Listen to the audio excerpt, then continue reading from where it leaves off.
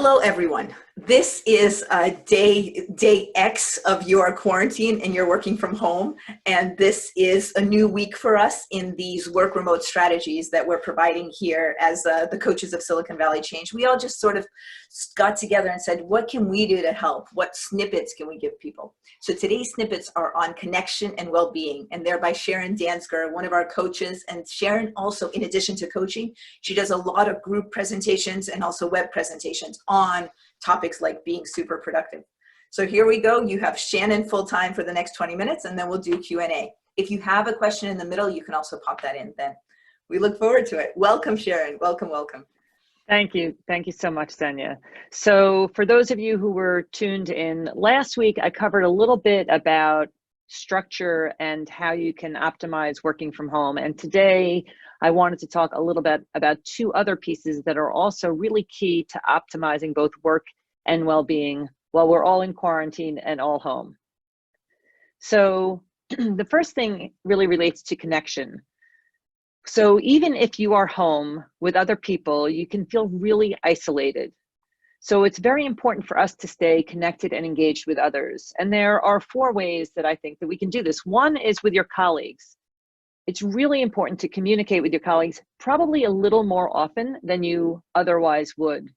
And somebody pointed out to me a couple of weeks ago, which I thought was a really interesting point, that we tend to reach out to our colleagues when there's a problem to be solved or something that needs to be fixed.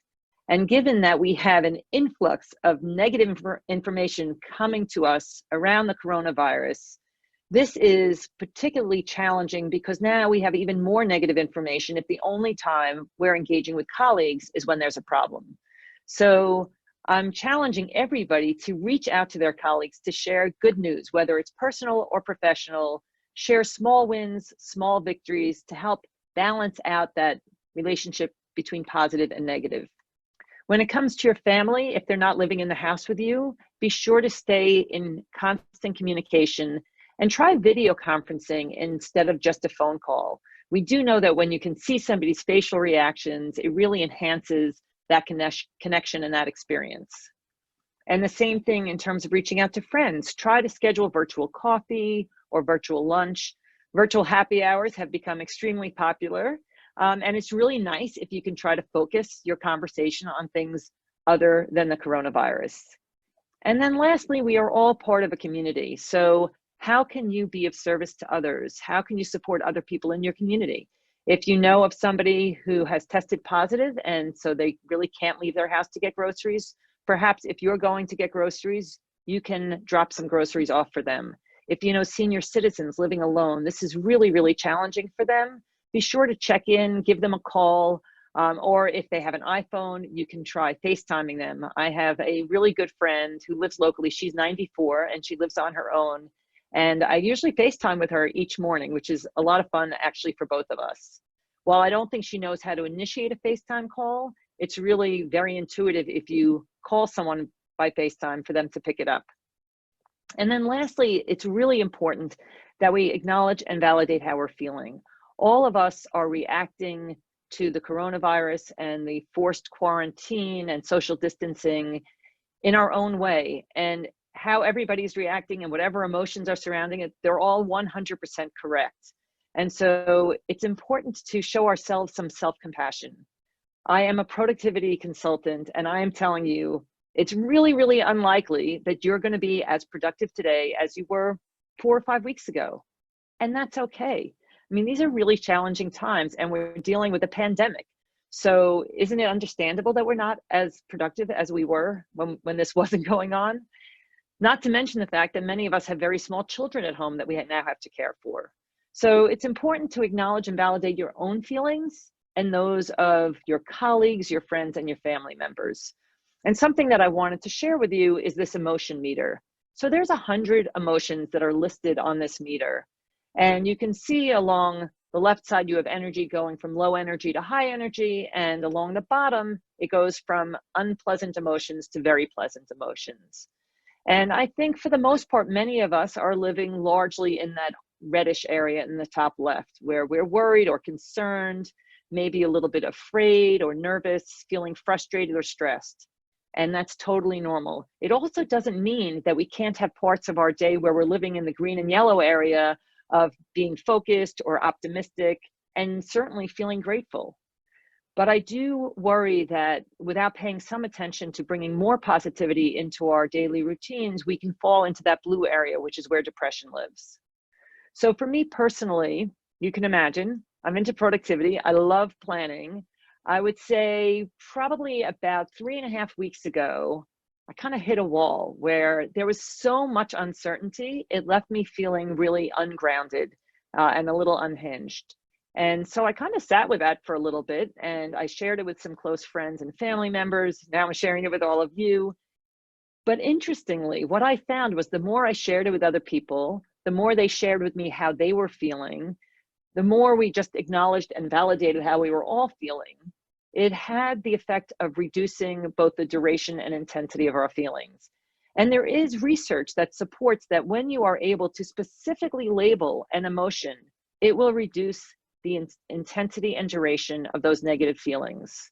So I highly encourage you to think about how you're feeling and be okay with it, because it's all totally normal. These are unprecedented times. And it's okay that we're not as productive as we might like to be. So the other piece that I wanted to cover is well-being. And this is a really, really broad topic. And I wanted to share 3 pieces of well-being with you around sleep, exercise, and mindfulness.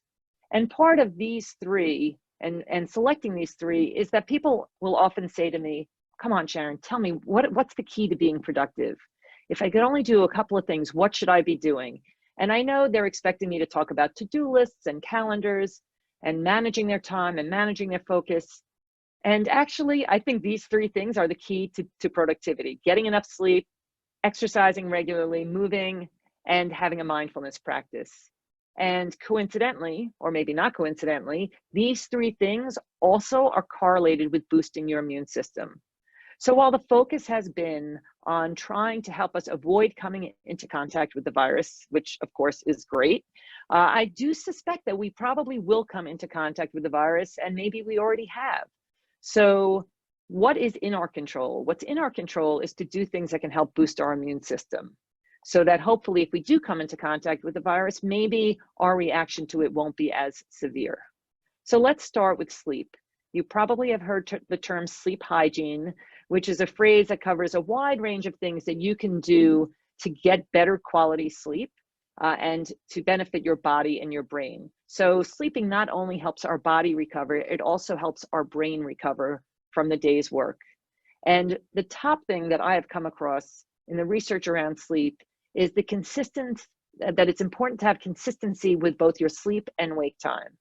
So my interpretation of this is that it's not to the minute, but rather within an hour, that you go to sleep within the same hour each night and you wake up within the same hour each morning. I used to be of the belief that I could be short on sleep during the week and then sleep really, really long on the weekends. And they say that that doesn't really work so well. So now that we're not out late partying because we're all quarantined, see if you can start to create more of a routine and more consistency in your sleep and wake times. They also recommend 7 to 8 hours a night. Now, I have found that I actually have been needing more sleep over these past few weeks. I suspect that's because there's this underlying stress associated with the coronavirus that is making me more tired. And if you're feeling that as well, then give your body a little extra sleep because it needs it. Screens emit a blue light, which we know about, and that reduces our melatonin hormone. And that melatonin signals our brain that it's time to get ready to go to sleep. So try to avoid being on screens close to bedtime. If you must be on a screen, at least think about shifting your screen so that it doesn't emit so much blue light. There is a setting where you can do that. Or on Amazon, they have glasses that are $10 or $12 that will reduce the blue light as well. And in terms of a cool room and blackout shades, these are the kinds of things that can help improve the quality of your sleep. But if you can only do one of these things, the one thing I would suggest focusing on is the consistent wake and sleep time. Now, I know when it comes to exercise, we all were raised with, you need to do cardio exercise a few times a week for a certain amount of time. And that's great. What we didn't know until more recently is that there's also a lot of research around the importance of movement. So if you are great about getting that cardio exercise every day, but are sitting all day long, that's actually still really bad for you. And this is probably why you might have heard the expression that sitting is the new smoking. So be sure to get up and incorporate movement into your day. Getting outside is great while we still can. There are some parts of the world where their lockdown means that they cannot go and exercise outside. I don't know if that's coming. I really hope not, because here in the Northeast, the weather's finally getting really nice. So take advantage of it if you can. Get outside. If you can add movement, exercise to being outside, even better. If you're inside and you're used to having some kind of strength training routine, going to the gym, you can really easily replace some of that at home. So on Amazon, I bought some strength training bands. A little package of a variety of them cost about $30, and a jump rope was about $10. So for $40, I have my little at-home gym. Now, I did discover after the first few times of jumping rope that my knees don't particularly like jumping rope, but my 17-year-old daughter loves it, and she can jump rope for about a half an hour. It's fantastic cardio exercise, and kids really love it. And so if you have kids who are in school, a jump rope could be yours and their best friend. And then lastly, be sure to incorporate some movement. Get up every 25 minutes, half hour, or at least every hour. Move around, stretch, just find ways to move. It's really important for our well-being. And then lastly, I have found that no matter what topic I have been sharing, there's always a way to incorporate the importance of mindfulness. Over the past 20 years, there's been an explosion in research associated with the benefits of a mindfulness practice, and I thought I would share with you some of the top things that I've taken away. So one is that it reduces activity in the part of the brain, the amygdala, where anxiety lives. It helps you sleep better. It increases your working memory. So this is the part of our brain that reaches into past experiences that we've learned from and can access greater resources so we can be better and more creative in solving problems. A mindfulness practice is associated with reduced symptoms associated with depression. It also improves our concentration and focus. And as I mentioned earlier, it boosts your immune system. And if that weren't enough, the truth of the matter is many meditation practices are based on breathing, and that's free. You always have it with you. So what I'd like to do, since many of you may not have experienced a guided meditation practice before, is we're going to do a really short guided meditation. And the voice you're going to hear is a friend of mine, Cory Muscara. He and I are assistant instructors at the University of Pennsylvania in their Applied Positive Psychology program. And it's really short, so I'm just going to take my headphones off so you can hear.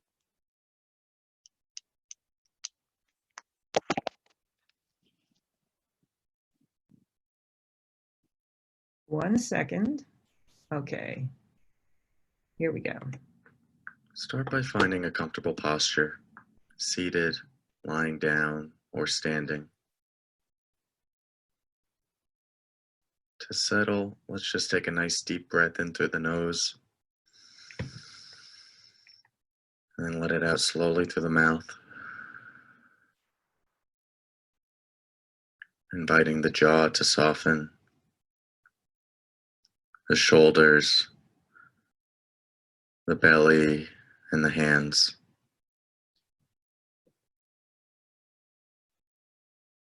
And as you rest here, just simply becoming aware of the fact that you're breathing.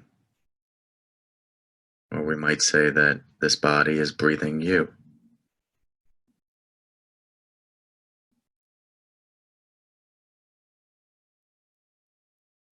Feeling the air as it comes in through the nose, expanding the lungs, the belly, the chest, and then feeling the body deflate as we take an exhale.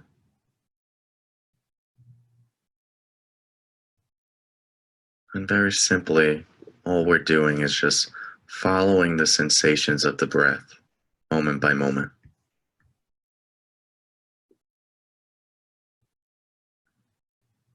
Feeling the movement of the breath, like waves coming into shore and then retreating back.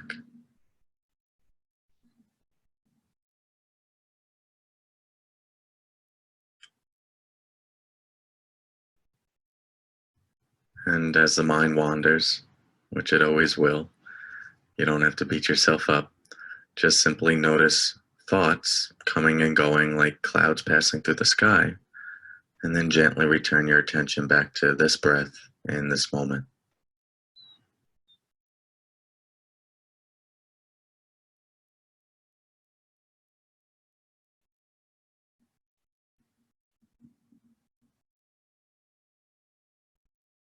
Right now, nowhere else you need to be, nothing you need to achieve, and no problems you need to fix.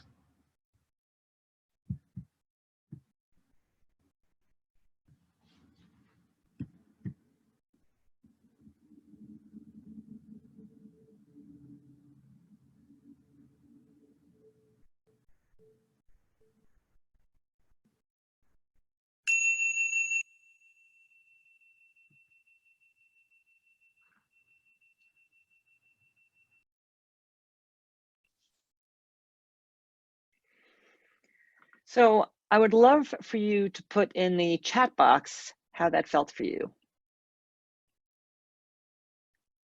And while you're putting your comments in, I just want to share with you there are so many mindfulness apps out there. These are just a few. Headspace and Calm, you have probably heard of. They seem to be the two most popular paid for apps. 10% Happier is Dan Harris. He happens to have a book by the same name and another great book called Meditation for Fidgety Skeptics. I use Insight Timer. They have over 32,000 free meditations. And Simple Habit, if you liked Cory Muscara's voice, he has a 5-day kind of starter program on Simple Habit. And he also has a new great daily podcast called Practicing Human. So I see that some people wrote that it was calm, peaceful, relaxing. I will share with you that when I first started meditating, I was just sitting and breathing for about 2 minutes. It actually made me feel really anxious. And that's also a normal response to starting some kind of meditation practice. For me, I decided if it made me feel that uncomfortable to sit in my body for 2 minutes, I probably needed it even more than I thought. And so I stuck with it. For 2.5 years, I was with my kitchen timer. Then I switched over to Insight Timer and the guided meditations. And now I do 10 to 15 minutes a day. For those of you who have small children, this is the one thing I wish I had known when my kids were smaller and more likely to want to do something that mommy's doing. Insight Timer has a whole section on meditation for kids, and I imagine the other apps do as well. This is a great, great skill for kids to develop when they're really young. It's really useful, and it's a great way to manage stress. So I wanted to do a quick recap of some of the strategies that we covered. And when I go through it, if you can pick 1 or 2 things that you think, wow, that's easy, I can do that, and it's going to have a big impact, I would just start with that. So the first is communicate with your colleagues clearly and often, and don't forget to share some good news with them as well. Video conference with family members, set up time for virtual coffee, lunch, or happy hour with friends. Seek opportunities to support your community. How can you be of service to others? Acknowledge and validate your feelings and the feelings of others. Just know that it's totally normal that you will not be as productive as you normally are. Practice good sleep hygiene. If possible, get outside. It really will make you feel so much better. And prioritize exercise, movement, and mindfulness. So that's all I've got. I'm happy to answer any questions, and stick around.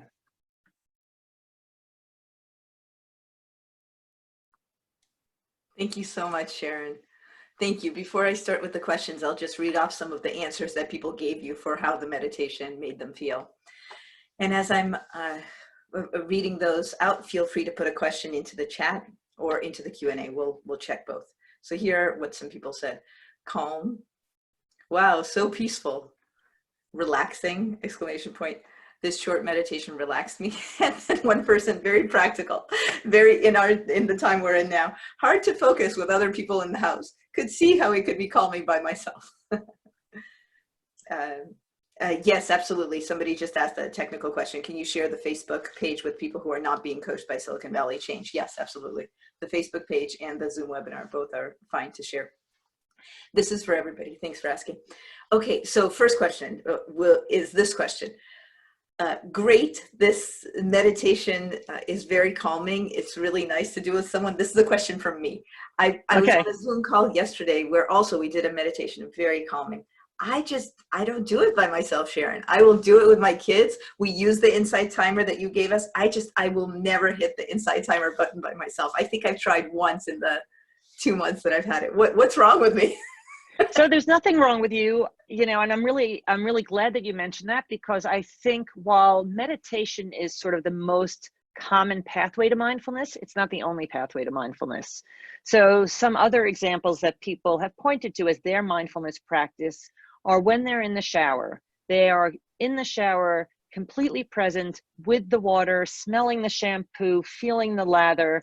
I think the key is that when they're doing that, they are not ruminating about the past, and they are not stressing or worrying about potential future stressors. So they're fully present. Other people describe running, and when they get that runner's high, as a mindfulness experience, where they're completely present and in the moment.